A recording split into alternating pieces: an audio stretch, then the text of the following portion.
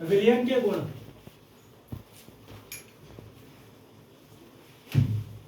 Chemistry में जो theory है वो आपको उतनी याद करनी है जितने नोट्स में है, उससे ज़्यादा कोशिश नहीं करनी है।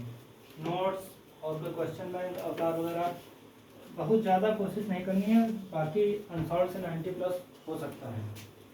देखिए विलयन के गुण क्या है। एक सामान्य प्रकार के विलयन में एक अवयव द्रव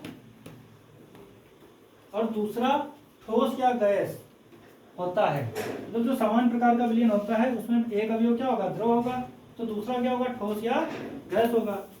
उसके बाद क्या बता रहे हैं कि विलयन में अवयवों के गुण विद्यमान रहते हैं। अवयव के गुण रहते हैं विलयन में, ठीक है। जैसे शरबत में मिठास होती है और उन्हें भौतिक रीतियों द्वारा मतलब भौतिक विधि से अलग किया जा सकता है। विलयन में से अवयवों को अगर चाहा जाए तो भौतिक विधि से अलग भी पृथक भी कर सकते हैं। उसके बाद क्या कह रहे हैं, इस पॉइंट को ठीक से सुनना है। विलयन क्या होता है, समांगी मिश्रण ही होता है। तो विलयनों में पदार्थ आणविक या आयनिक रूप में रहते हैं। विलयन में पदार्थ आणविक या आयनिक रूप में रहते हैं। ऐसे समांगी अथवा आयनिक मिश्रण को ही विलयन कहते हैं। आगे क्या है विलयन के घटक। विलयन मुख्यतः निम्नलिखित दो अवयवों से मिलकर बना होता है, विलेय और विलायक। विलेय क्या होता है, विलेय अल्प मात्रा में होता है, मतलब कम मात्रा में होता है। तो क्या बताया जा रहा है कि समांगी मिश्रण या विलयन जिस अवयवों, थोड़ा यहाँ नोट्स में सही करने की जरूरत है। समांगी मिश्रण या विलयन में, सही करिए, समांगी मिश्रण या विलयन में जिस अवयव की मात्रा कम होती है तथा उसकी मूल भौतिक अवस्था विलीन होकर विलायक या विलयन जैसी हो जाती है उसे विलेय कहते हैं। जैसे चीनी क्या होता है कि जल जैसी हो जाती है उसकी अवस्था, चीनी घुल जाती है, विलीन हो जाती है और जल जैसी हो जाती है। तो समान मिश्रण, थोड़ा यहाँ पे सही करना है, समांगी मिश्रण नोट सही करने।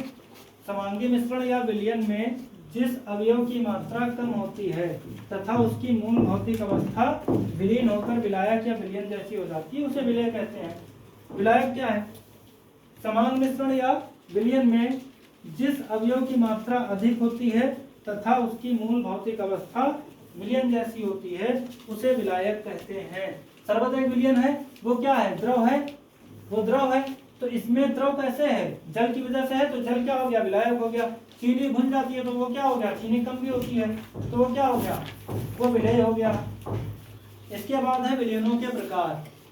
सबसे पहले तन विलयन, ये कक्षा 9 की बुक से पढ़ना ज्यादा बेहतर होगा, उसमें बेहतर दिया है। उसमें वह विलयन जिसमें विलायक की अपेक्षा विलेय की मात्रा कम होती है, मतलब विलेय कम है तो तन विलयन। सांद्र विलयन, विलेय पर्याप्त हो, वह विलयन जिसमें विलायक की अपेक्षा विलेय पर्याप्त मात्रा में घुला होता है सांद्र विलयन कहलाता है। धन्यवाद।